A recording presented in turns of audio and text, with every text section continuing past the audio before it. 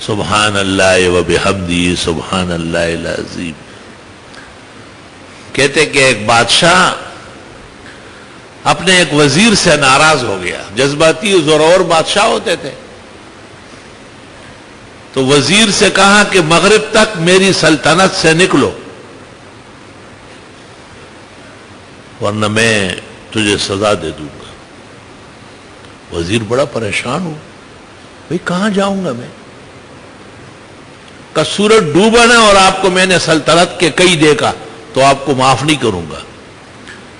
اس نے ایک عالم دین سے پوچھا. اس نے کہا مسجد میں جا کے بیٹھ جاؤ, مسجد میں کسی کی حکومت نہیں سوائے اللہ تعالیٰ کی. وہ کہتے ہیں نا کہ ایوب خان جو ہے وہ اپنے گاؤں میں ریحانہ جو ہے حویلیاں میں, وہاں عید پڑھنے گیا. تو آپ کو پتہ ہے جو مساٹیر ہوتے ہیں ان کو ذرا وقت نہیں ہوتے, تیار ہونے میں بہت زیادہ وقت لگاتے ہیں.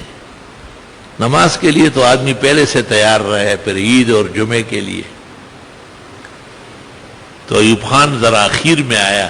اس زمانے میں لوگ اتنا ٹرفر نہیں کرتے تھے, تو اس کو بالکل اخیر میں جگہ مل گئی جوتوں کے پاس اور بیٹھ گیا. وہ فیلڈ مارشل صدر محمد ایوب خان, جس نے پاکستان کی تاریخ میں وہ عزت پائی جو کسی اور کو نہ پہلے نہ بعد میں ملی. تو جب نماز ختم ہو گئی تو وہ ایک جو لوگوں کے گھروں میں پانی وانی دیتے ہیں اس کو کیا سکہ کہتے ہیں, کیا کہتے ہیں, مشکی بابا, وہ اٹھا ایوب خان سے لپٹ گیا. ایوب خان کے سارے کپڑے گیلے ہو گئے کہ وہ تو پانی سے تر بتر تھا. تو کسی نے اس کو کہا کہ یہ صدر محمد ایوب خان فیلڈ مارشل ہے اور آپ اس طرح لپٹ رہے. اس نے کہا اس کو عید کہتے ہیں. عید میں ہمیں ایسے ایسے اچھے لوگ ملتے ہیں, قیمتی لوگوں سے گلے ملنا نصیب ہوتا ہے. ایوب خان نے اپنی جیب میں ہاتھ ڈالا اور 100 روپے نکالے. کہا آج اس نے مجھے عید کا مطلب بھی سمجھایا کہ عید میں پاکستان کا صدر فیلڈ مارشل جوتوں کے پاس کھڑا ہو سکتا ہے, اور عید کے دن گھروں کا ایک خاکروب پانی بھرنے والا وہ بھی بادشاہ وقت سے سینہ ملا سکتا ہے. اللہ نے ایسی حکمت بنائی اس نماز میں. لا الہ الا اللہ. وہ ایک ڈاکٹر صاحب ہے, اپنے فن میں بہت زیادہ ماہر ہے اور بہت ہی اللہ کے نیک بندوں کا خانوادہ ہے. اعلیٰ نسل کے لوگوں سے اعلیٰ خدمات صادر ہوتی ہے. تو ایک اسپتال بنا اور ایک ڈائریکٹر جو وہاں کے تھے اور مالک تھے, اس نے ان کو کہا کہ آپ یہاں کے بھی بڑے بنے. انہوں نے کہا اگر بڑے بننے کا مقصد کاغذ پر لکھنا ہے تو لکھ لے آپ, اور اگر اس کا مقصد یہاں آ کے مریضوں کو دیکھنا ہے, وقت دینا ہے, تو میرے پاس ایک لمحہ نہیں ہے. تو میں بھی بیٹھا ہوا تھا. میں نے کہا ڈاکٹر صاحب بیماروں کا فائدہ ہوگا. انہوں نے کہا یار جی اب وہ وقت کہاں رہا. اب تو ہمیں خوف و خطرہ ہوتا ہے کہ کہیں بیمار کو بجائے فائدے کا نقصان دہ دوا نہ دو. دماغ کام نہیں کرتا, آدمی حیران ہو جاتا. اس دن میرے خادم نے مجھے انتخابات والی باتوں سے بہت زیادہ تکلیف ہو رہی ہے, بیان نہیں کر سکتا, کمزور ہو گیا بہت. سیاسی جلسے میں جا کے وہ سندھ میں ایک ہمارا معتقد کھڑا ہوا ہے, خواہ کہیں خدا اس سے ناراض ہوا تو انتخابات میں کھڑا ہوا. تو مجھے کہا آپ ایک تقریر تو کرے. میں نے کہا تقریر فائدے میں نہیں ہوگی, نقصان میں ہوگی. کہنے لگے کیوں؟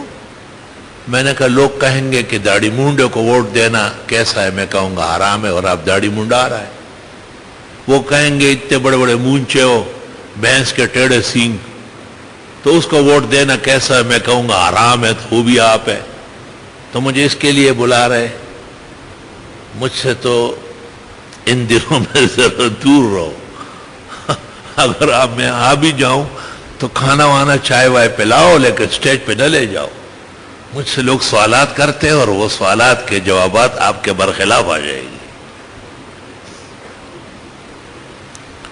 تو بہت مشکل کام ہے واقعی. ہمارے مولانا اور ان کے رفقا جو اس میدان میں گھومتے پھرتے ہیں، اللہ تعالیٰ ان کو ہمت بھی بڑھائے اور ان کی امداد بھی کرے اور ان کو کامیابی بھی نصیب کرے. اور شریر اور مفسدوں سے تو اللہ سارا پاکستان بچائے. پاکستان کیا کہ انسان اور حیوان بچائے. بہت زیادہ فسادات اور دھماکے ہونے لگے. علماء دین اور نیک طبقے کی تھی، اللہ بڑی حفاظت فرمائے. سبحان اللہ و بحمدی سبحان اللہ العظیم. تو اپنے طبقے سے اور اپنی جماعت سے اور اہل حق سے قریب قریب رہنا چاہیے، دور نہیں ہونا چاہیے. دور ہونے میں نقصان ہو جائے.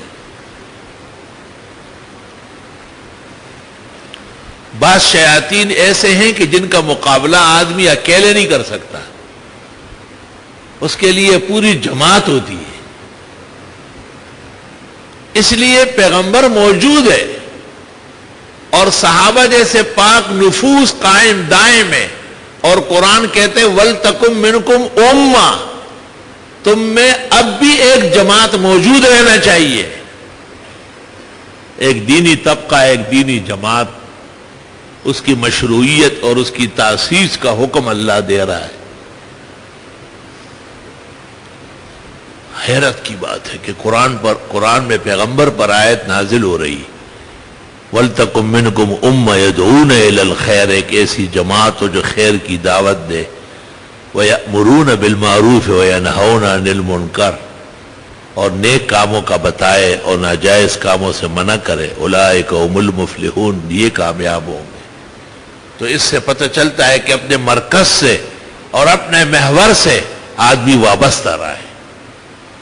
یہ جو 5 وقت نماز ہے اور اس کو باجماعت پڑھنی ہے، اس عاجز اور فقیر کے خیال میں اس میں بھی یہ حکمت کار فرما ہے کہ آدمی جس جگہ آئے جہاں اذان ہو چکی ہے، جہاں مسلمان اکٹھے ہو گئے اور ایک ہی صف میں کھڑے ہو گئے محمود و ایاز، اور نہ کوئی بندہ رہا اور نہ کوئی بندہ نواز.